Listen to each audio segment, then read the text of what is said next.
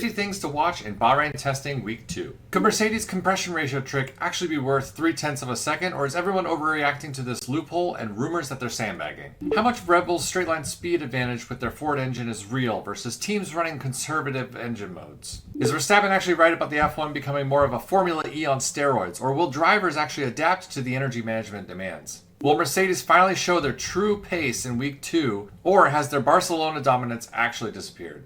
Can Honda solve Aston Martin's power unit nightmare, or are they facing another McLaren 2015 disaster? What exactly did Ferrari discover about their energy management issues that has them scrambling back to the simulator? Are drivers really manually having to adjust brake balance mid-corner while they're harvesting energy? And how much lap time is that actually costing? Will any of these teams actually use lift and coast in qualifying? Or was that just a pre-season fear-mongering? How impressive is it really that Red Bull built a competitive engine from scratch in just 3.5 years? Did Alpine genuinely not expect 347 kilometers per hour top speeds? Or are they playing dumb about Mercedes' advantage? Why did Mercedes and Ferrari add mouse hole slots to their diffusers while McLaren didn't? Is McLaren missing a trick or playing 4D chess? Could Ferrari's diffuser extension beyond the rear wing support actually be a gray area exploit that gets protested? Is McLaren's triangular floorboard creating upwash the genius solution everyone missed, or a developmental dead end? How much downforce is Red Bull sacrificing with their ultra-compact side pods for the drag reduction benefits? And is it going to be worth it? Does Alpine's waterslide side pod philosophy with the wide bodies contradict everything we've learned in the ground effect era? Which teams have mastered that active aero timing? Deploy too early and you lose time, deploy too late and you miss out on the benefits. And how much pressure will this put on the drivers, especially in qualifying sims and sessions? What are these Ferrari upgrades, and what specific front wing changes will they bring in Week 2 beyond the flatter main plane we've already seen? Is Aston Martin's extreme wishbone positioning pure Newey genius, or a sign that they're desperately chasing downforce?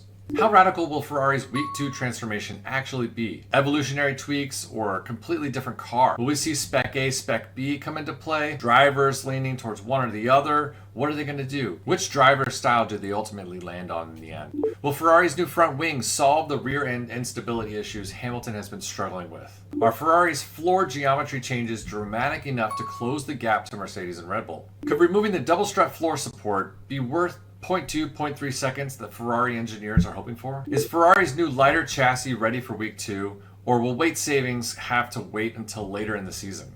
Does Vasseurs' job really depend on winning the 26th title? And is that pressure driving risky development choices? And will we see the fruits of that in testing this? Will Ferrari actually have an advantage on race starts and theoretically be able to leap up the field regardless of other teams? How much performance are Ferrari's vertical diffuser elements really adding versus just looking aggressive? Can Hamilton truly adapt to Ferrari's rear end philosophy? Or will Leclerc have the advantage going into 2026? Okay.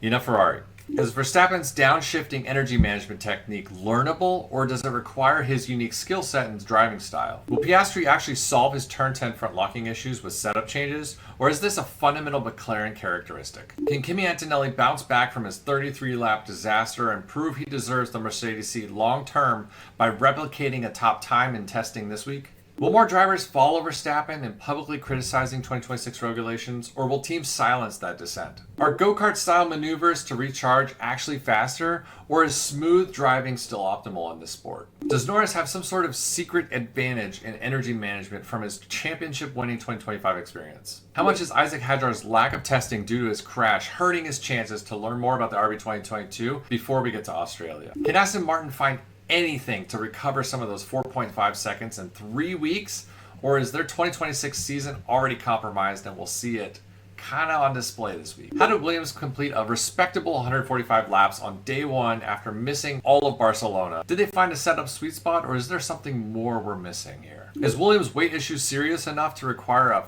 500k mid-season chassis rebuild? Can Cadillac shift from debugging mode to performance mode and actually put them in the midfield contention as a brand new team? Is Haas's reliability with the Ferrari engine a sign that they'll finally escape the back of the grid? Why would Alpine reverse their active aero operation compared to every other team? Mistake or innovation? Does Red Bull's massive roll hoop inlet indicate cooling problems or a superior aerodynamic philosophy? Can Audi fix Mattia Binotto's never seen such a long list of problems between now and Australia to capitalize. Well, Audi, being the fourth most active team in week 1, despite reliability nightmares, helped them make a much needed leap before Australia. Are teams legally allowed to design the 15-degree in-wash board regulation to create outwash anyway? And is it causing enough disturbance to following cars that the FIA will have to take action before the race season even starts? How will gearboxes handle the reality of this new regulation? With cars requiring aggressive downshifting all the way to first gear to keep the turbos spooled and batteries charged, could we see gearboxes become a surprise failure point in 2026? Are those diffuser slot gaps we keep seeing operating like wing slots? And did Mercedes discover this concept first? If so, what could their development plan be for this feature?